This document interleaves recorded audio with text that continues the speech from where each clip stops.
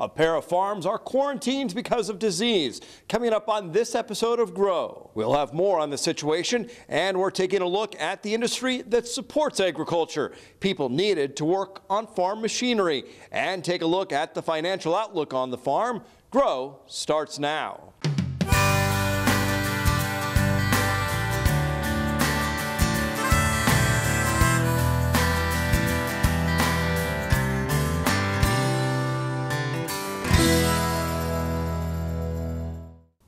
Livestock have been quarantined on 2 Nebraska farms following detection of a disease that can cause animals not to eat or drink.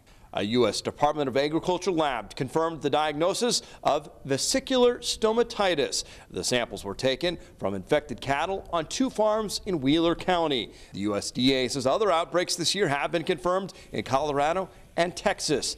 Vesicular stomatitis is spread by insects and through open sores and saliva. The virus causes oral blisters and sores that can be painful.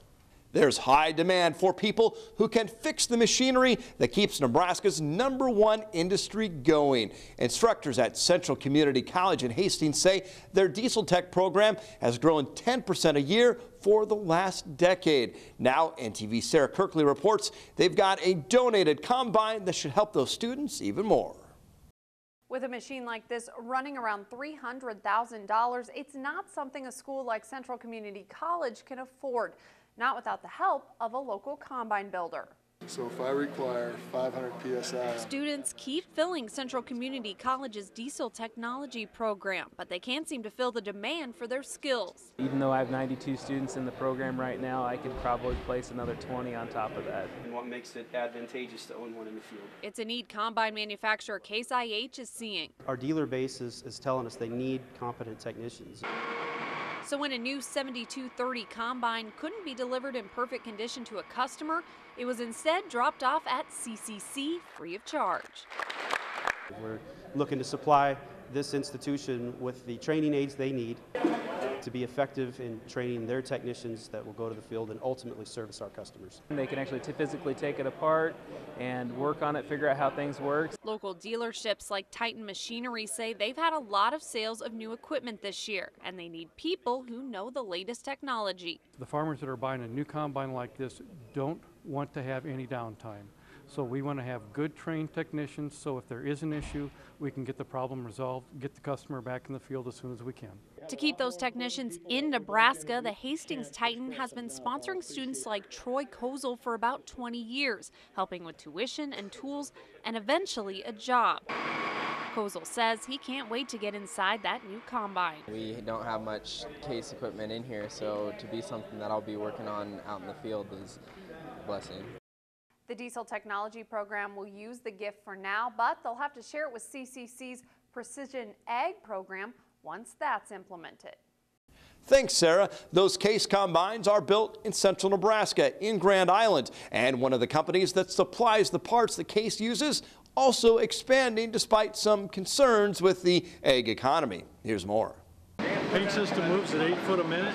With a high-tech setup, the head of Chief Industry says this fabrication shop is unmatched in the area. This is a state-of-the-art, and it really is, because at the end of the day, it's a 7-stage wash system, 40,000 square foot addition. But the real gem behind this thing is the system itself, one of the largest in the country. 60% of the parts they make are used in agricultural equipment. To companies such as CNH, obviously a large local customer, a lot of the OEMs in the ag business. But with farmers struggling to break even, they're buying fewer combines built with these parts, fabricated by Chief. DJ Ihusen said they considered that but decided to press on with a goal to hire another 40 workers. But finding qualified help is another challenge. We can recapture a lot of, especially with unemployment so low. We're at 2.9%. Just when you think it can't go any lower, it does. Development of employees is critical, especially when you're dealing with such a low unemployment rate. This isn't something that just anybody can run, so it takes a lot of training. It's tough work recruiting new companies to town, so the Chamber of Commerce likes to see a homegrown success like Chief continue to create jobs. High growth, high skilled jobs that are needed to keep this community humming along. The facility was built by Chief Construction, with steel moved by Chief Carriers, showing the diversity of a company that employs 1,500 people. Celebrating 60 years this year, something we're very proud of, and this is a great investment for us. Now let's take a look at crop reports that show 96% of the corn now harvested. According to the USDA, we are about done with harvest. That's following last week's cold snap and dry weather. 97% of sorghum is out of the field. The USDA also estimates about 69% of the winter wheat crop is in good or excellent condition. And the harvest in Kansas is coming to an end as well. The National Agricultural Statistics Service reporting 96% of the soybeans have now been cut in Kansas, 86% finishing up the sunflower harvest. Winter wheat faring well so far despite the recent cold temperatures, with about 95% of it emerging. And Nebraska continuing to rank near the top of the charts when it comes to cattle on feed. Nebraska feedlots with 1,000 or more head held 2.45 million cattle on feed on November 1st. That's up 3% from last year. 660,000 head were placed in feedlots, up 5% from 2013. Nebraska continues to rank number 2 in feedlot numbers, a close second behind Texas. We will have more on the cattle outlook coming up later on in the program.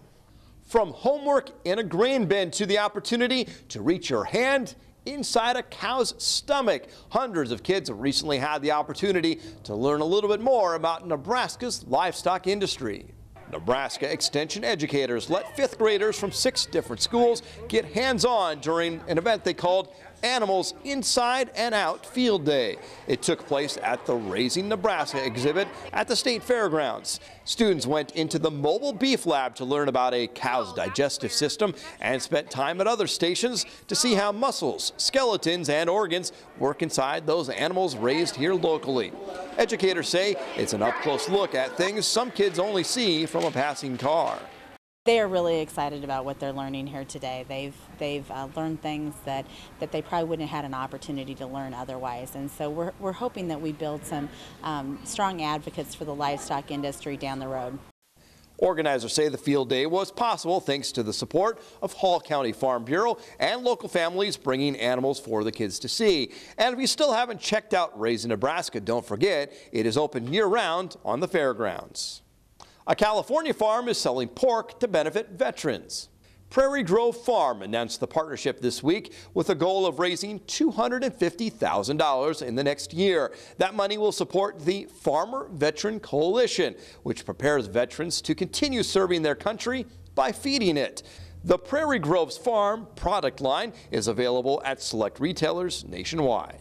The USDA says about 2,500 producers across the country will receive funds from the new Farm Bill for weather-related disasters. It comes from the ELAP program and includes livestock, honeybees, and farm-raised fish. The program was reauthorized in the new Farm Bill. It provides disaster relief to those things not covered by other disaster programs.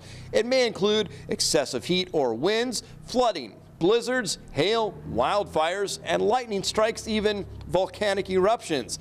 And it also covers bees lost to the colony collapse disorder. The Farm Bill caps ELAP disaster program funding at $20 million per federal fiscal year. A Kearney area farmer and cattle feeder who made a mark on water policy in Nebraska has died.